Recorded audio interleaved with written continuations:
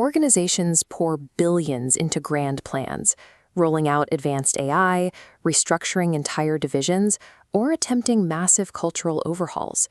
Yet the vast majority of these efforts collapse, generating little more than frustration and wasted capital. The mistake usually starts at the very top. Executives treat organizational change as an announceable event. They draft a memo, hand out a shiny new playbook, and expect immediate compliance. But human beings aren't software you can simply patch. When ground-level employees are suddenly told to abandon their daily routines for an unfamiliar system, they resist, and the leadership team is left wondering why their strategy is stalling out. When a massive organization fails to adapt to its environment, the consequences are terminal. Look at Eastern Airlines. Once an industry titan, it found itself entirely grounded. Its fleet idled on the tarmac because it failed to reinvent itself for a shifting market. These collapses stem from leaders misunderstanding the mechanics of organizational evolution and the psychology of the people performing the work. Navigating industry disruption depends on mastering the invisible, multi-year forces governing collective human behavior. Harvard Business School professor John P. Cotter studied over 100 companies trying to remake themselves. He found that successful change is a strict, sequential process. It takes years. When managers feel pressured to accelerate the timeline and skip steps, the entire effort falls apart. The first error is failing to establish a genuine sense of urgency. Without a clear impending crisis or a massive untapped opportunity, you are asking people to leave their comfort zones for no obvious reason. Without motivation, people simply won't help. This flowchart outlines Cotter's 8 steps, and you can see that right after establishing urgency comes forming a powerful guiding coalition. You need a dedicated, cross-functional group operating outside the normal hierarchy to steer the transition. If you relegate that leadership to a single executive, the opposition will eventually gather and stop the progress. But the deadliest trap lies further down the path. Look at the gap between Step 6, creating short-term wins, and Step 7, consolidating improvements. After months of hard work, a company might see a positive bump in quality or revenue.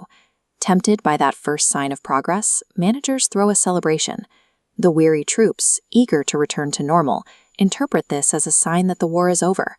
They go back to their old habits, momentum halts, and the gains slowly disappear. Rushing the mechanics creates a dangerous illusion of speed, and the moment that forward pressure drops, tradition creeps right back in.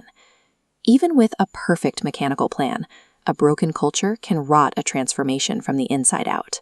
Over the last few years, psychological safety has become a popular corporate buzzword.